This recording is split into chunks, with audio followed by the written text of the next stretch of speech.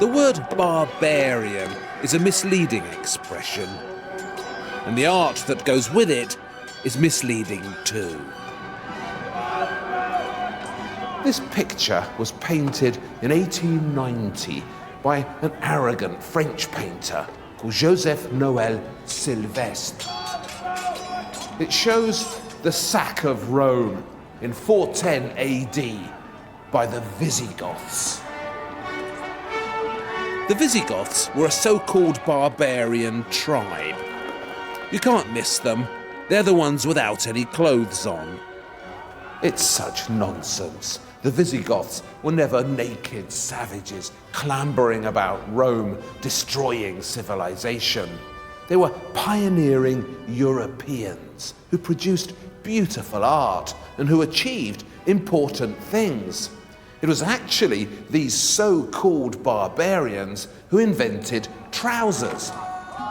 Riding a horse was much easier in trousers. So if it wasn't for the barbarians, we'd all be wearing togas. So this is a film about misunderstood peoples and their misunderstood achievements. About how we've got the Dark Ages wrong again. And about a word whose meaning has been warped by time. It's this word here, barbarian.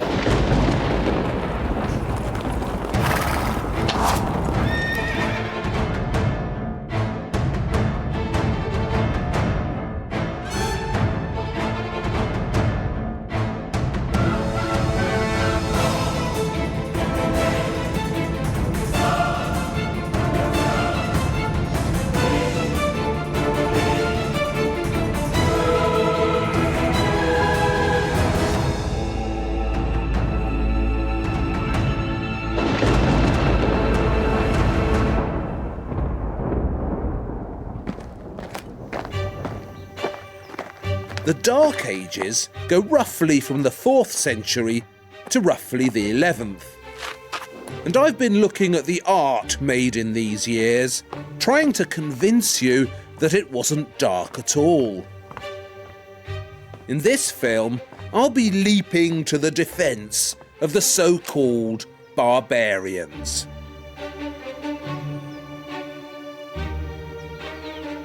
The word barbarian actually comes from the ancient Greek. Its original meaning was someone whose language you can't understand, a foreigner. You know, like we say, it all sounds like Greek to me when we can't understand something. Well, the Greeks said, it all sounds like ba, ba, ba. So it was an onomatopoeic word.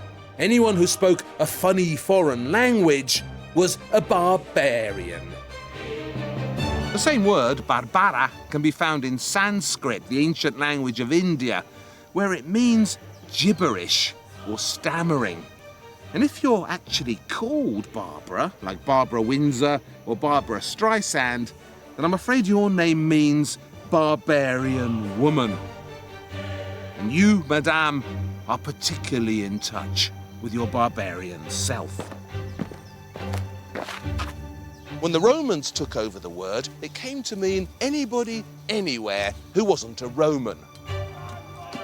So, the Persians were barbarians, the Indians, the Chinese, the entire non-Roman world.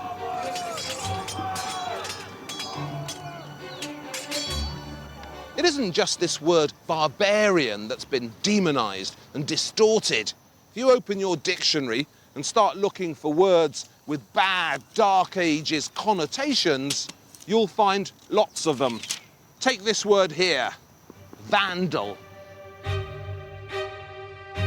The Vandals were actually another fascinating and creative ancient peoples who made things like this. But their name's been stolen from them and turned into something dark. Or what about the Goths? Today, Goths are oily punks with dyed black hair who worship the devil. But in real life, in Roman times, the Goths were fabulous international creatives who made the most beautiful Bible I've ever seen. But the worst of these so-called barbarians, these forgotten ancient peoples whose reputation has been trashed by the Romans, the very worst of them were the Huns.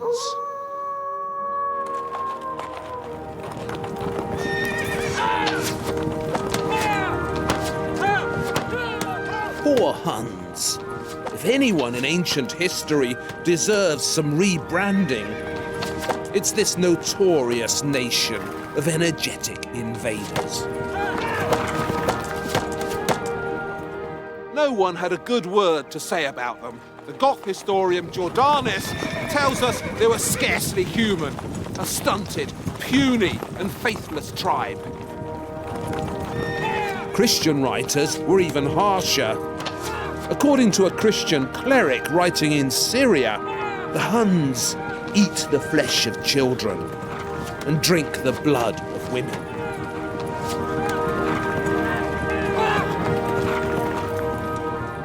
It's like reading a bad airport paperback.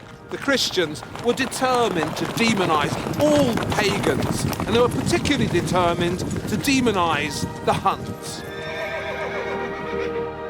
So we can't trust the Christian clerics. We need to trust the art. And that tells a different story.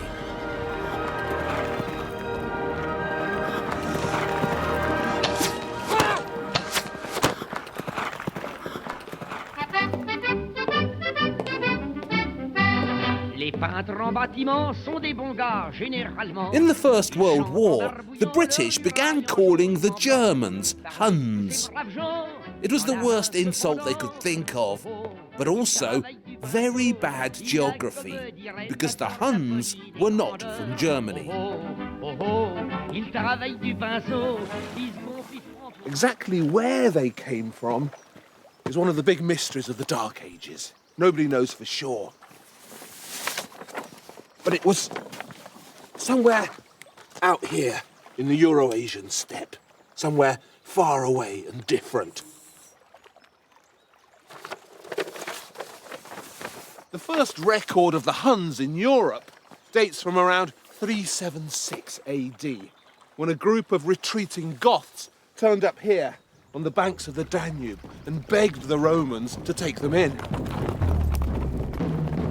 The fleeing Goths had been pushed out of their lands by a nation of nomads coming in from the east. A fighting tribe of whom everyone was scared.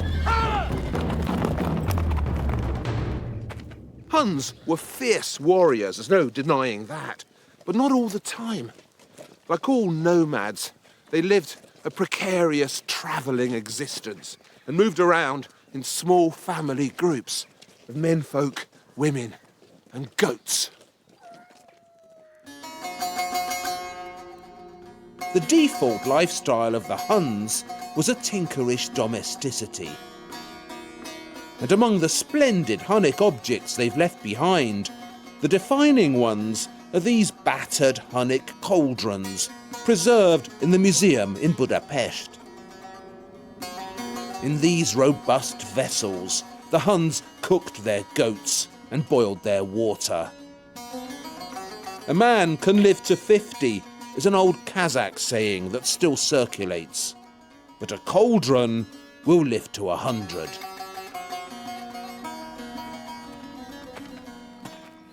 Something else we know about the Huns is that they loved gold.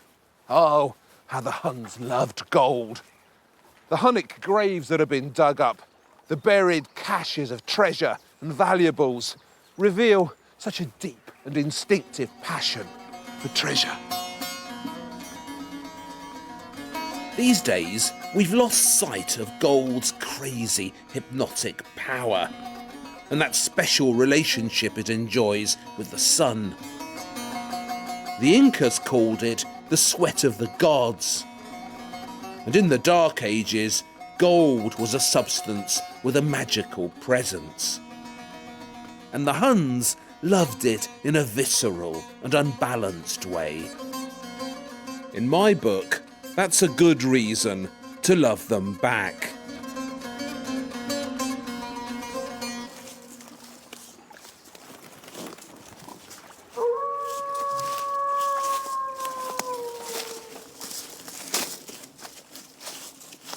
Because they spent so much of their life on the move, travelling from pasture to pasture, the Huns had a particularly creative relationship with the natural world. Hun treasure is dominated by exquisite animal forms.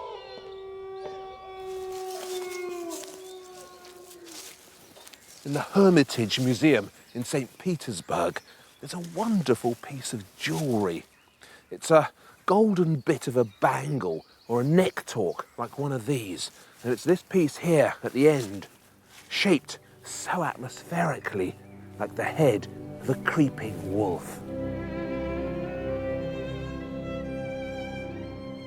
This is gold that nurses an intense symbolic ambition to commune with the natural world, to speak to it and steal some of its power, to steal the power of the wolf.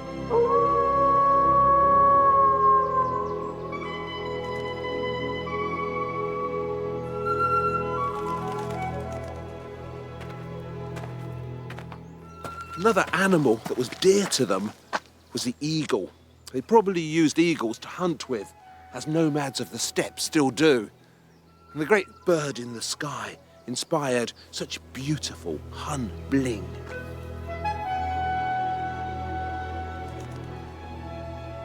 Eagles have a special significance for the Hun. They were ready-made symbols of power and beauty combined.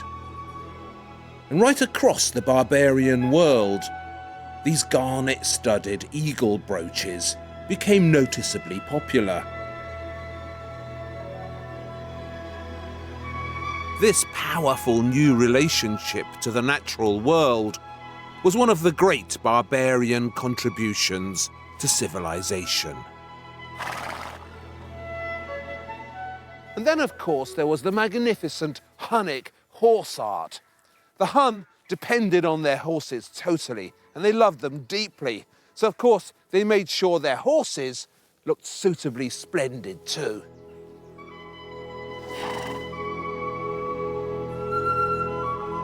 These are the remains of a full-length Hunnic horse ornament, fashioned delicately from gold and studded so generously with precious stones.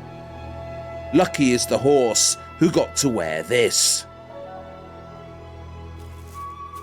The Huns would ride into battle with wolf skins pulled down on their faces, screaming demonically in a deliberate effort to get inside their enemies' heads. Now, this was dark psychological warfare, very sophisticated. And one of the reasons the Huns were so easy to demonize is because they looked so strange. They practiced ritual deformation, and their skulls were deliberately misshapen at birth. Infant Huns would have their heads tightly bound, so they grew into these uncanny and elongated Mekon shapes. And on these deformed heads of theirs, the Huns would balance spectacular crowns of unimaginable preciousness.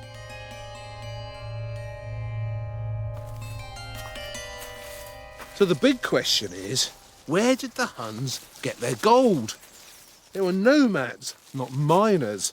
And although they were busy tradesmen, you'd need to trade an awful lot of goat skins for the amount of gold left behind by the Huns. They didn't trade for it. The Huns got their gold more directly, straight from the Romans. Because their bows were so lethal and their horsemen so skilled, the Huns were soon operating a protection racket across most of the Roman Empire. What they'd do is invade somewhere, or threaten to invade somewhere, and then demand large quantities of gold to go away again. The Romans, cowardly diplomats that they were, preferred to pay them than to fight them. And by the time the Hunnish Empire was at its largest extent, the Huns were receiving £2,500 of gold coins from the Romans every year. £2,500 of gold every year to melt down and turn into art. A few tribes of nomads raiding along these Roman borders could never have pressurised the Romans into giving up these enormous quantities of gold. So we need to forget this image of the Huns as a tribal horde sweeping across Europe, because they were something much more sophisticated than that. This is a map of the Hunnish Empire under Attila. It's the bits in orange. And just look at the size of it. All this was Hunnish. This wasn't a bunch of nomads on the make. This was a rival empire, a new superpower of the Dark Ages, turned up to take on the Romans. I've kept Attila back, because the moment you mention him, the story of the Huns takes on a satanic glint.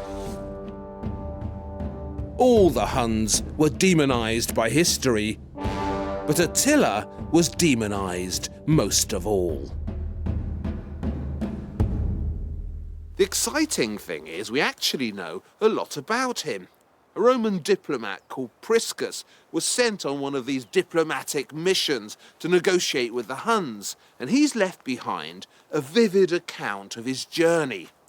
And this gentleman here is building a replica of Attila's palace on the actual site on which he thinks it actually stood. So János, when did you first become interested in Attila? I bought this land 20 years ago to breed horses. That was when we came across the history of this site. Priscus, the Byzantine ambassador, visited Attila in 450 AD and describes how he found his way here. And he definitely identified this place as the site of Attila's palace. That's why we'd like to erect a memorial to him here, by constructing a wooden palace. János's palace will be created in timber, exactly as Priscus describes. It's shaped like a giant nomad's tent, a kind of glorified yurt, with two wooden towers rising cockily at the front. Priscus tells us that when he arrived, he was treated to an enormous banquet served on silver plates. And a procession of young women dressed in white veils came out to sing for him. Attila himself was simply dressed and ate nothing but meat on a wooden platter, while the guests were given goblets of gold and silver.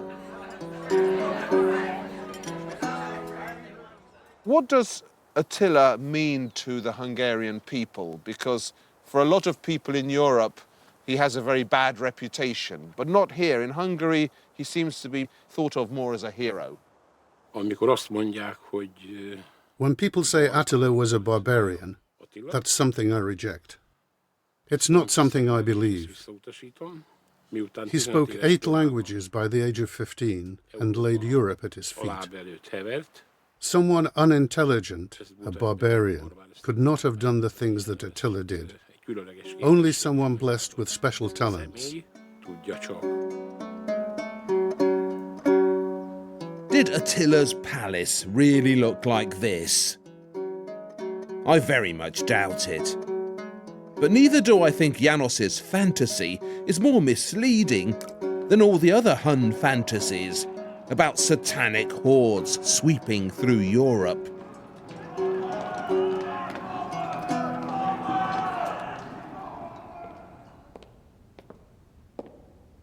By the time Attila became their ruler, the Huns had created a complex political system.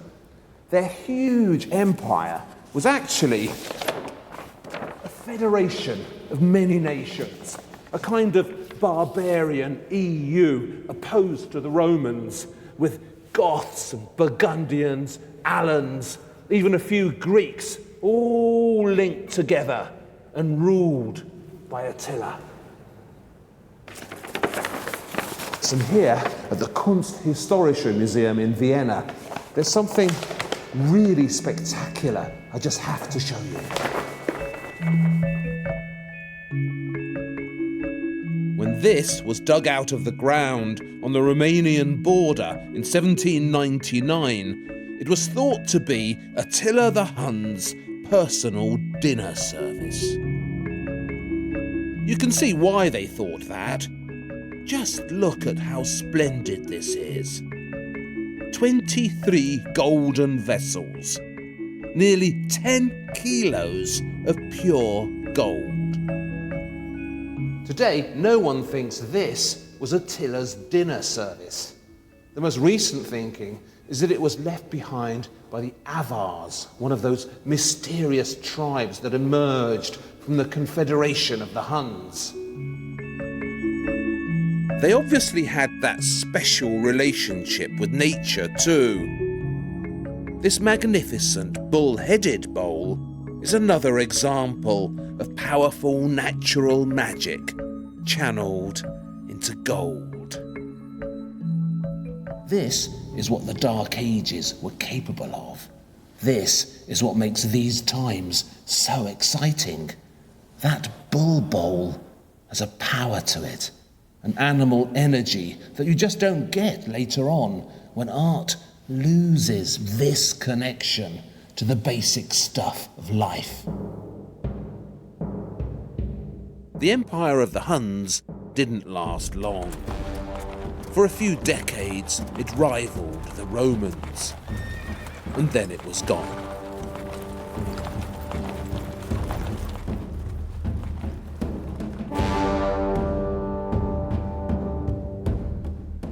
Attila, the glue that held it all together, had a taste for young brides. And on his final wedding night, he drank himself into a stupor, took his latest bride to bed, and promptly died of a heart attack. They found him the next morning with blood streaming down his nose, what we'd call these days a rock star's death. Within a few years, Attila's empire was gone, torn apart by feuds and incompetence. But the Huns had done their job. They'd punched a hole in the invincible reputation of the Romans. Now, all manner of barbarian was queuing up to pour through it.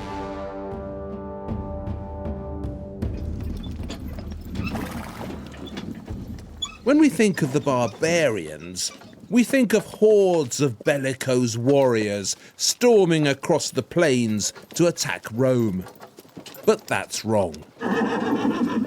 It was more of a migration. Think of those wagon trains rolling across the American West, full of brave pioneers searching for a new future. That's a more accurate image, particularly in the case of another great barbarian nation whose name has been well and truly blackened by Dark Age propaganda. The Vandals. Nay. According to my shorter Oxford dictionary, a Vandal is a willful or ignorant destroyer of anything beautiful, venerable, or worthy of preservation.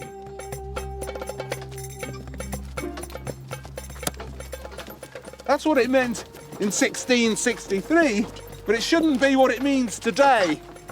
The story of the Vandals is actually rather poignant. They were basically a nation of Germanic farmers living peacefully in Central Europe until the Huns pushed them out. For a while, they ended up here in Spain until a group of Goths pushed them out of there as well. And the poor old Vandals had to move on again to here, North Africa.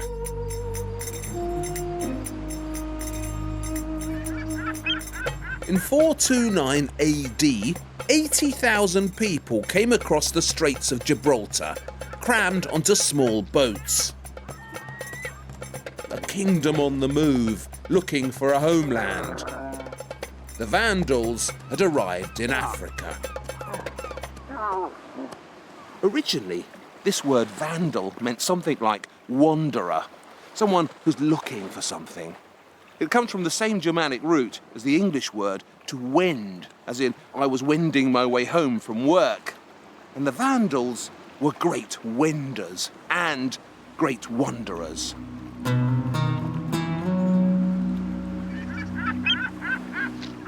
The Vandals who arrived here in Africa were led by a formidable king called Gizeric.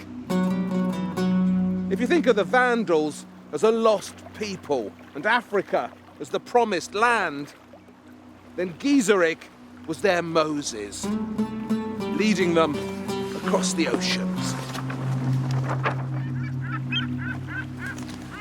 They made their way along the North African coast here, attacking cities, collecting followers, absorbing territory, until eventually, in 439 AD, they reached their destination.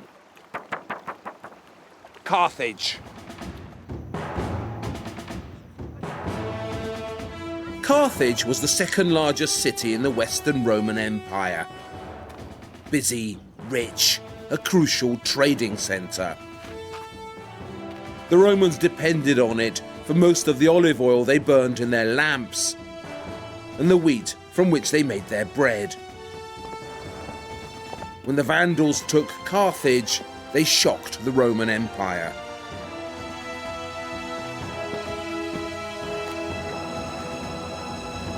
The capture of Carthage was surprisingly peaceful. Gizeric was so clever. He entered the city on the 19th of October, the day of the Roman Games, Sports Day.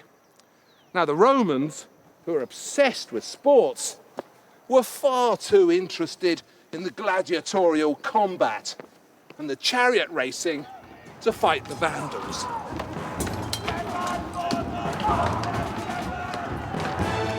Thus Gizeric and his Vandal army strolled into the second largest city of the Western Roman Empire, took control of it, and stayed there for the next century.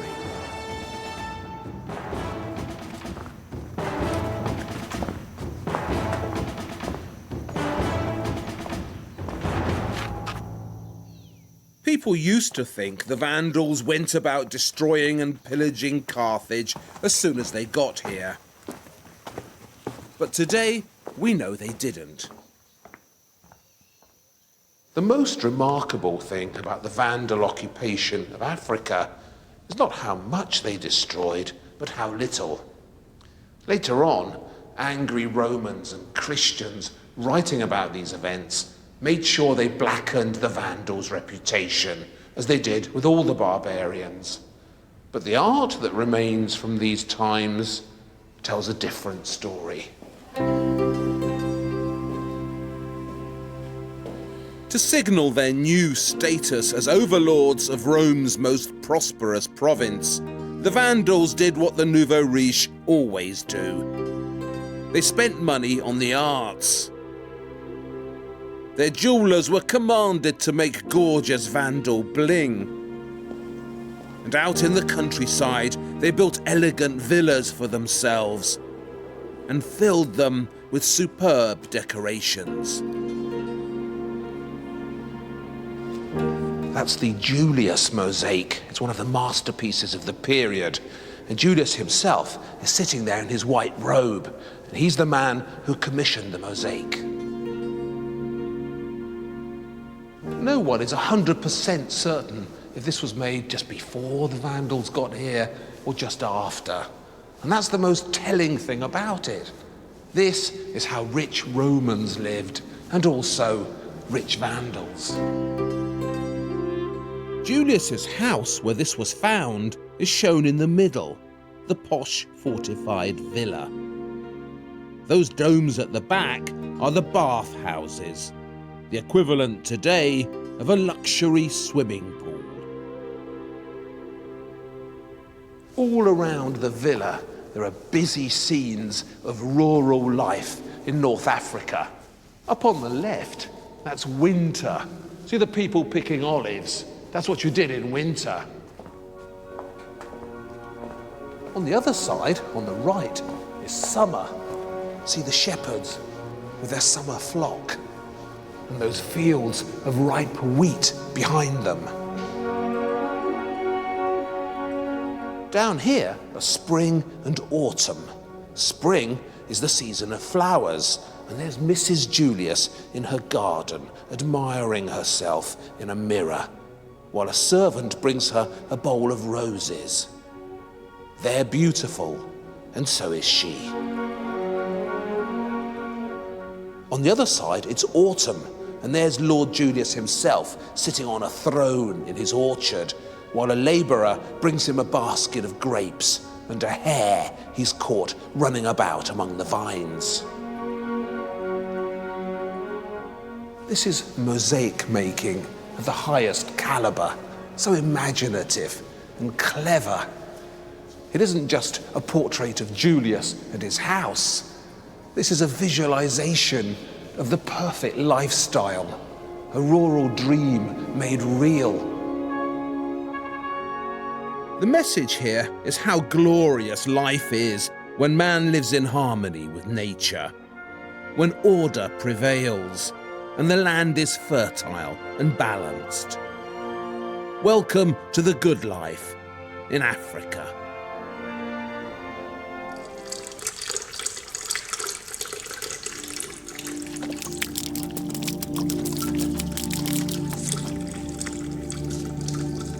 Instead of knocking down Carthage, the Vandals set about making it more homely.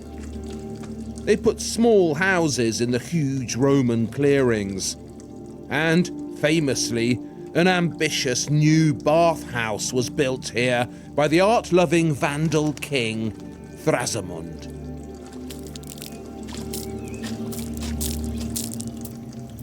Bathhouses were hugely important in Roman society. They were a kind of social club where people went to chat and gossip. A bit like modern health clubs, except much cheaper. Roman bathhouses had two main spaces. A hot room, or caldarium, that heated you up, and a cold room, or frigidarium, that cooled you down. The largest of all Roman bath complexes was here in Carthage, the Antonine Baths, built in the 2nd century by the Roman Emperor Antoninus Pius. These are the ruins. So imagine how big the baths must have been. Long before the Vandals conquered Carthage, the Antonine Baths had fallen into disrepair. So the Vandal king, Thrasimund, built some new ones. We know a lot about Thrasimund's baths because, amazingly, a collection of Vandal poems on the subject has survived. That's right, Vandal poems. The Vandals were particularly keen on poetry, and hundreds of poems written here in Carthage in the Vandal years have survived. And this thick body of unexpected literature tells us so much about them. A poet called Felix has left behind an evocative description of Thrasimund's bathhouse. This magnificent monument erected by royal command, where water and fire display their obedience. There were no less than 5 poems by Felix about these great baths. And the big idea in all of them is this dramatic contrast between the cool, refreshing springs of the frigidarium and the hot, boiling waters of the caldarium. Here, says Felix, icy spring waters exist harmoniously with flames. Here, the shivering nymph is startled by the fiery bath. Felix's poems were actually displayed all around you as you bathed, as mosaics. So they surrounded you, pushed their way into your thoughts. And as you read them, you were prompted to marvel at this great miracle achieved here by Thrasamund. In the Vandal baths, Thrasamund has achieved the ultimate harmony. Thrasamund has united fire and water.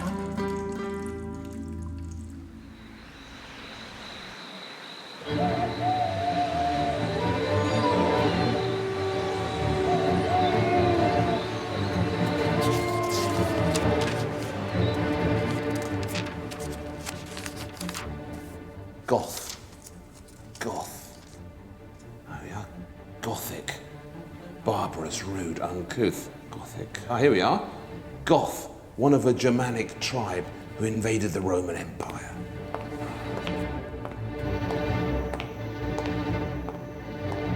In the lexicon of hate spawned by the Dark Ages, a special place is set aside for the Goths. The Dark Ages are full of nasties, but the Goths are particularly spooky.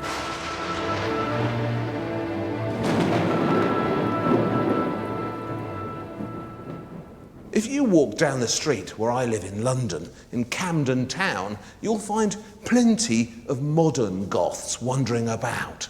They're dressed from head to toe in black and covered in satanic insignia.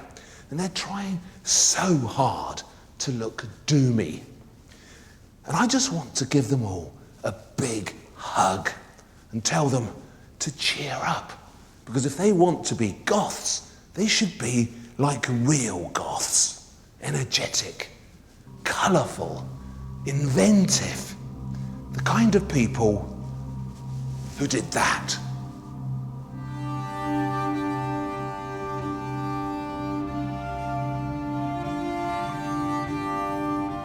Stunning, isn't it?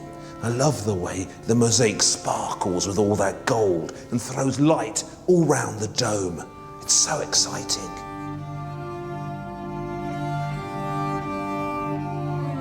But there's something peculiar about it too, something slightly awkward. That's obviously Jesus up there, being baptized, but why is he so pink and flaccid and not very divine? How did Jesus end up like this? Originally, the Goths came from up here, the Baltic coast. They were farmers, successful farmers. But when their population exploded, they made their way south to the Black Sea, searching for better land and better farming conditions. When the Goths moved south, they came into direct contact with the Roman Empire, and their history immediately grew more problematic. It would take me several programs to deal with all the twists and turns in the story of the Goths and their migrations. But to boil it down to its essentials, when they settled here in the south, they found themselves in the way of the Huns coming in from the east. So to get away from them, the Goths split in two. Now some of them fled across the Danube here and begged the Roman Empire to let them in. And they became the Visigoths, or Western Goths. And they settled initially here in France and finally in Spain. But the other ones, they stayed put over here and joined the Huns in the Hunnish Empire. And they became the Ostrogoths, or Eastern Goths. And they're the ones who did this. When you think of barbarians, you think instinctively of pagans, don't you? Of godless and violent people with strange and primitive beliefs. Conan the Barbarian is hardly altar boy material, is he? Actually, most of the barbarians were Christians. even the Vandals. So were the Ostrogoths and the Visigoths. All of them were converted to Christianity in the 4th century. However, the form of Christianity they were converted to was unusual. The reason why this Christ looks so unfamiliar and even peculiar is because he's an Aryan Christ and not a Catholic one. And Aryan Christianity is different. Arianism was a Christian heresy, a different form of Christianity, proposed by a priest called Arius in Alexandria, in Egypt, in the 4th century. From there, it spread across the Roman Empire, and then out among the barbarians. The Aryans believed that Jesus was different from God. He was divine, yes, but less so. The Catholics believed that God and Jesus, Father and Son, were equal, two different forms of the same great divinity. But the Aryans disagreed.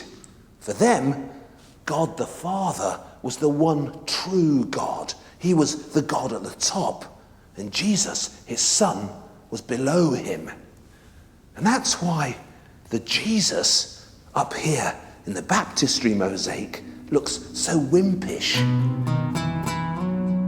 This is a Jesus who's more like the rest of us. Less divine, more human. Perhaps that's why the barbarians preferred him. He's less imperial and more like them.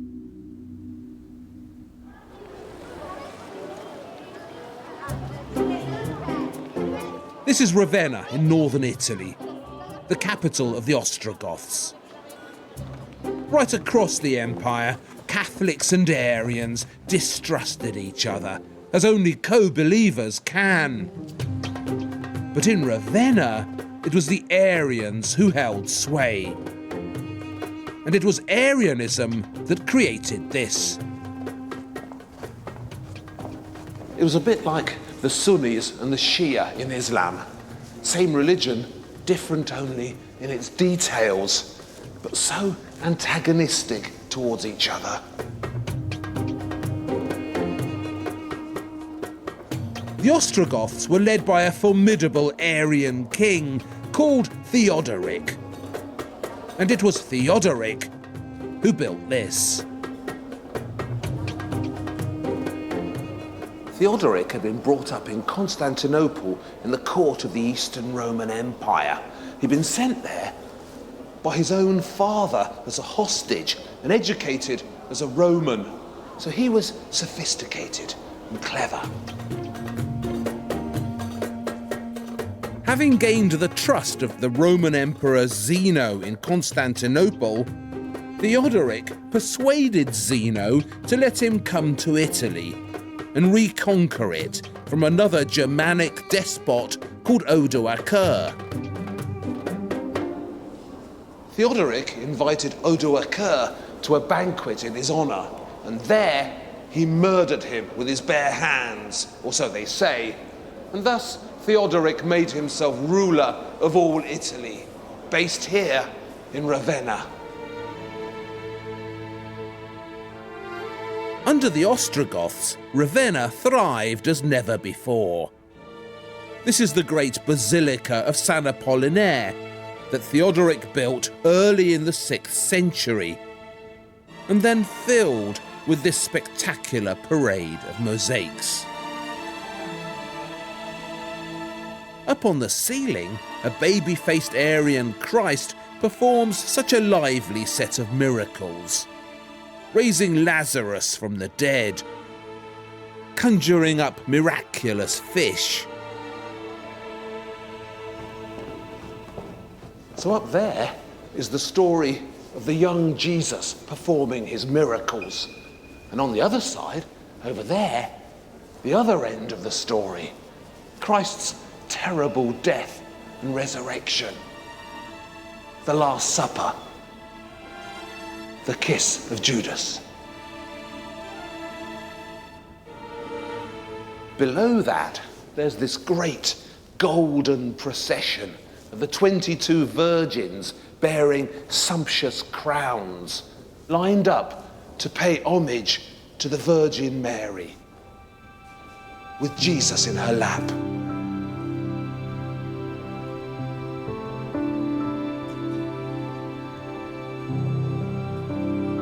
On the other side, in a kind of Aryan call and response, the 26 martyrs, dressed more simply in white and advancing in a mighty procession towards the enthroned Jesus. What marvellous religious theatre this is. What vivid and exciting mosaics. And all you pretend Goths in Camden, if you're watching, the real Goths made this.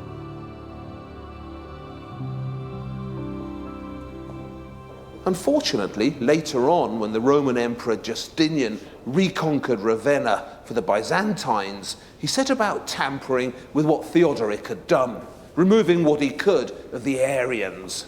So see this portrait here? That's actually Theodoric, but Justinian has taken over his identity and he's pretending to be him.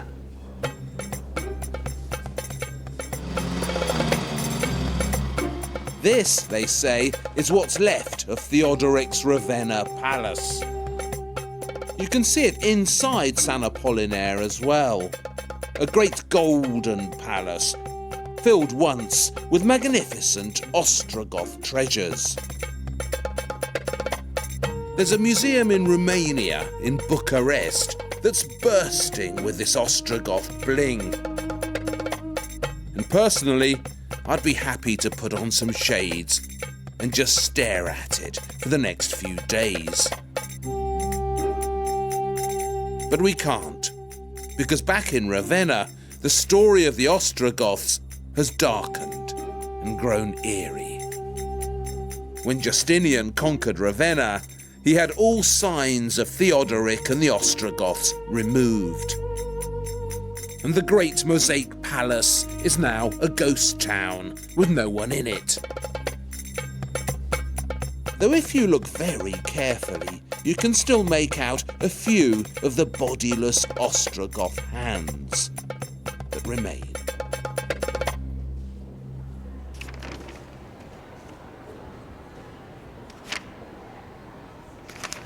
Theodoric left his mark on many art forms. But the one that surprises me most is this totally unexpected piece of Dark Age literature. The Silver Bible is a Gothic gospel book written in Gothic with a Gothic alphabet. It was written in northern Italy, probably in Ravenna, and probably for the Ostrogothic king Theodoric the Great. In the beginning of the 6th century. Most people imagine that what used to be called the barbarian tribes, such as the Goths, didn't have a literature, but this of course is written in the Gothic language. Yes, and that's very remarkable because we don't know anything about the other Germanic languages, but the Gothic languages is preserved in this manuscript. It's very beautiful to look at. It's got these lovely purple pages with the silver writing on it. Yes, it's the imperial color, the purple color. And Theodoric the Great, he got the permission from the East Roman Emperor to use this purple color. And he behaved and acted like a Roman emperor.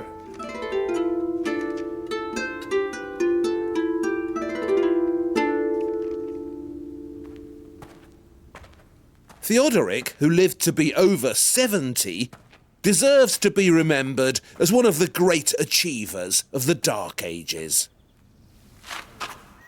This is where he was buried, his mausoleum in Ravenna. And I can't think of another building anywhere that looks anything like this. What eerie and inventive architecture. I love this thing. It's so stocky and unusual. A unique example of Ostrogoth building, which seems to have popped out of nowhere. And that's just the outside. Wait till you see the inside. Theodoric died in 526 AD and was buried here in this huge sarcophagus, shaped like a Roman bath. I find this such a spooky space, and it's absolutely unique.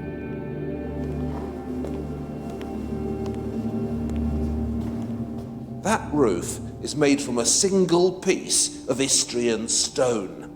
It's 1 metre thick, 33 metres wide, and weighs 300 tons. To get it here from Istria, which is roughly where modern Croatia is, they had to load it onto an enormous raft and sail it across the Adriatic. Can you imagine? That cross up above, that's original too. And there used to be silver stars all around it. So when you looked up in here, it was like looking up at the sky at night. There are some exciting stories about Theodoric's death. Some say he went mad after seeing one of his victims inside the head of a fish. Others say he was thrown from a volcano. One thing's certain, the Ostrogoth Empire he created collapsed quickly after his death. Justinian reclaimed Ravenna. The Ostrogoth era was over. So that's the end of the Ostrogoths. But what about the Visigoths, or Western Goths? The Goths in Spain over here. What happened to them, you might be thinking? And what did they achieve? Well, rather a lot, as it happens.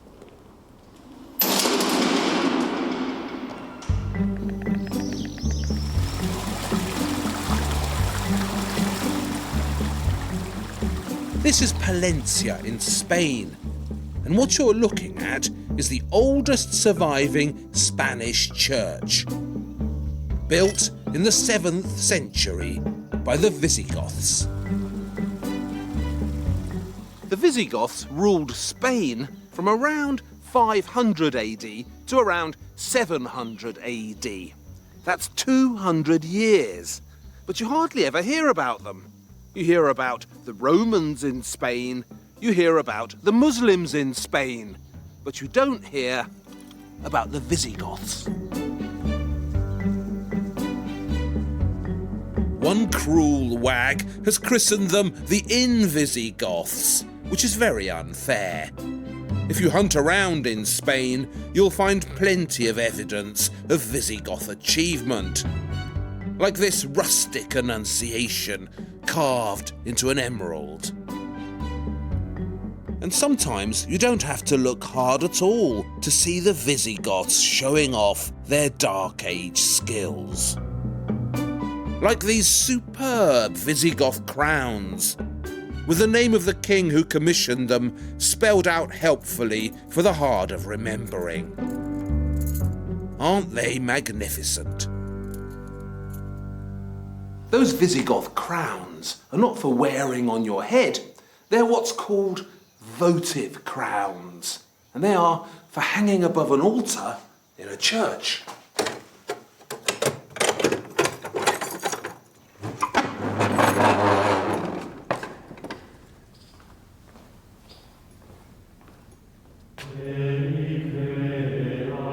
Like the Ostrogoths, the Visigoths were originally Aryans. But here in Spain, they were surrounded by Roman Catholics and quickly adopted the Romanic version of Christianity. And that's when they built these exciting and inventive Visigoth churches.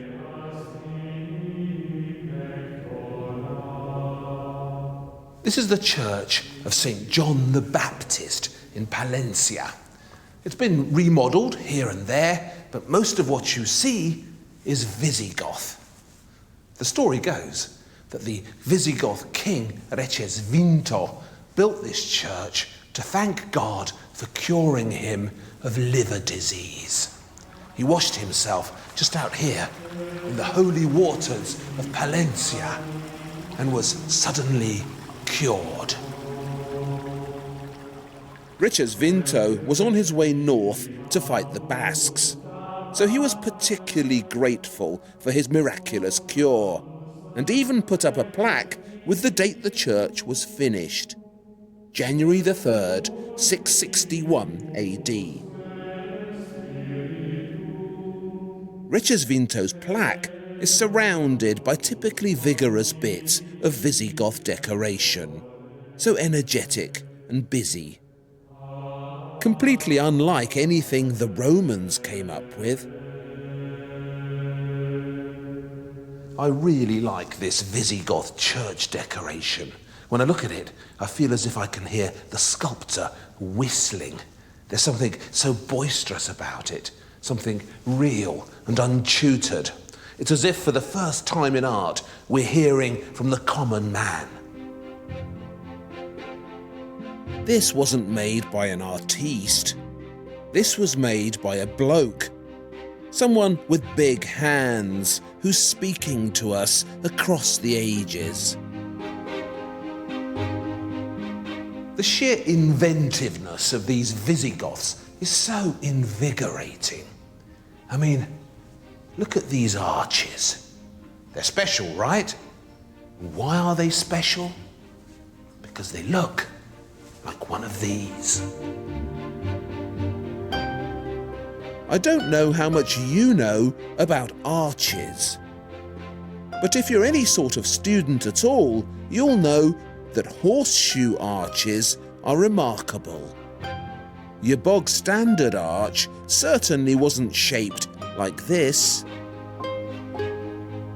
Before the Visigoths invented these, arches were semicircular. They came round like that and that's it. But these horseshoe arches, they come down to here and they have a very different effect. Horseshoe arches look wider, airier, taller, more elegant, as if a sail has been unfurled and filled with wind. They're more playful too, less stern. This is architecture doing more than has been asked of it. This isn't just holding something up. This is having fun and looking good.